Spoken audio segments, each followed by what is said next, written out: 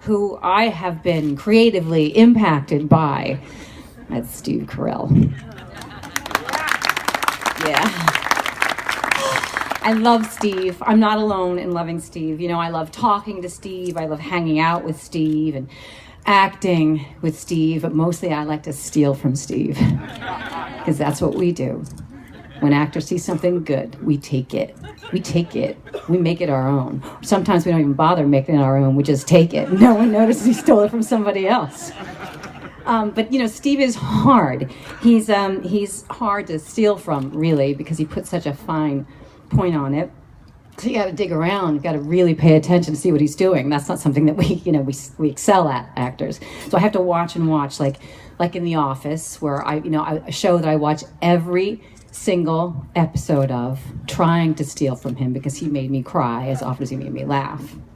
And like in Crazy Stupid Love, where I was in scene with him and he changed the entire tenor of the scene by extending a beat by like 2 minutes. I called everyone I knew after that. I didn't know how he did it. Or like in 40-Year-Old Virgin, where he brought an unprecedented amount of compassion and reality to a ridiculously comic and borderline tragic situation. But most recently, in Foxcatcher, he took my breath away with his regal, isolated, sorrowful, and emotionally violent characterization of John DuPont. And it wasn't just the nose. Anyway. So Steve's gifts are truly deceptive. His touch is feather light. He never telegraphs, indicates, or showboats. He simply inhabits. His ability to be present is remarkable. His technique is extraordinary. And his appreciation for the human soul is palpable. So that's what it is. It's his soul.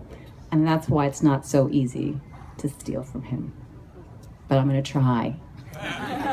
I'm going to watch and watch and watch him like the stalker I am.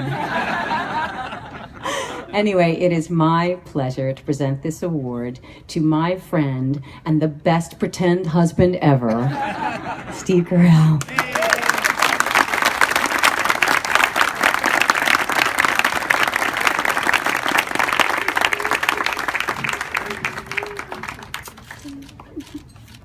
Thank you, Julianne. You're pretty good, too. I saw Still Alice about a month ago at a screening in Los Angeles, and it really had an impact on me. And afterward, I went to have a couple of words with Julianne.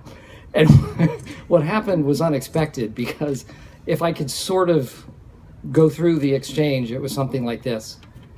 Julianne, I thought, blah, blah, blah, blah, blah. And it went on for about 3 minutes that way, and it was incredibly embarrassing, but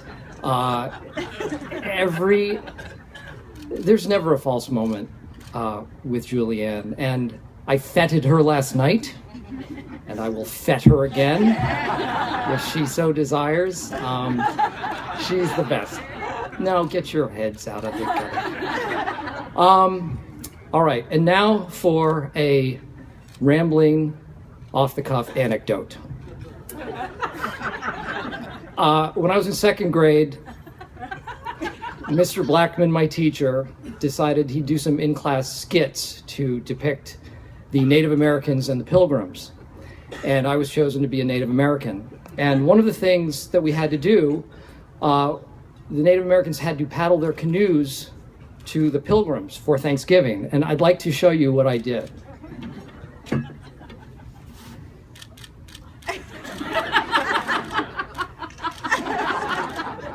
And after we were done, Mr. Blackman said, "Great job, everybody, but I'd really like to single out Steve." And of course, my ears perked up. And he said, "Did you see what Steve did with the paddle? If he had paddled on just one side of the canoe, he would have gone in a circle. But Steve switched the paddle to the other side, and it was a mime paddle. I didn't even know I was doing it, but I was miming." And so he singled me out for that that moment, and it's the first time I'd ever done anything vaguely theatrical, and it wasn't anything that I necessarily had an interest in. But the fact that he singled me out, the fact that he supported that choice and was so happy, really had an impact on me. And I thought about the impact and the effect that Mr. Blackman had on me, because at that point, it was good to feel, supported and encouraged by someone. Not that my life had been bad up until that point, but it was really a nice moment in my life. But it also got me thinking, what if Mr. Blackman had singled out something else that I had done, like a science project? I might have won a Nobel Prize. But instead, I have won a Creative Impact Award. And you know what? I'm taking this. I think it's pretty damn cool. And it's especially cool to be rubbing shoulders with all the people here. It's really impressive group, and I'm so honored to be included and to be a part of it. So thank you very, very much.